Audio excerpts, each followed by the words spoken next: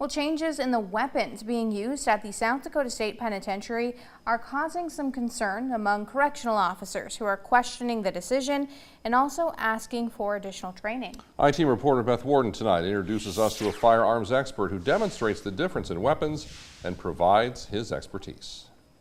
While many correctional officers are asking for change, there's one change raising questions. This CO is asking not to be identified out of fear of losing their job. When you start yanking things away and start and put COs' lives in danger, I have a problem with that. Recently, the guards in the tower had their ARs taken away and were handed shotguns with buckshot. Some COs say they may reconsider taking a shot due to the spread pattern and hitting an uninvolved inmate or fellow officer. We checked with a shooting instructor to find out the change in weaponry.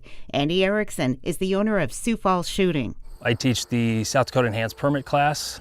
They are able to execute the skills they would need to actually defend themselves. We asked him to show us the difference between an AR and a shotgun with buckshot.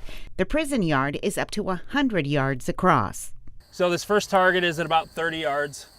The back target is going to be at about 75 from where I'm standing right now. He fires the rifle first.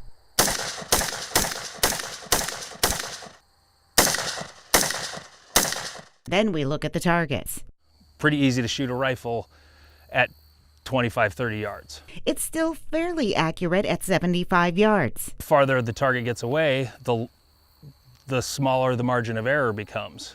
Erickson loads up the shotgun with buckshot. Visually more. Okay, now I'll shoot the back target at 75. The target tells the story at 30 yards. We have 16 out of 18 pellets on the target. But at a greater distance. Okay, it's 75 yards. As I was shooting, you probably picked it up on the camera, the dirt was flying in an area about this big. Those 18 BBs, only 2 hit the target. I ask him if someone is going to shoot to protect him being attacked, which weapon would he prefer? I'll add, it depends on who's shooting it, but I would say the rifle for sure.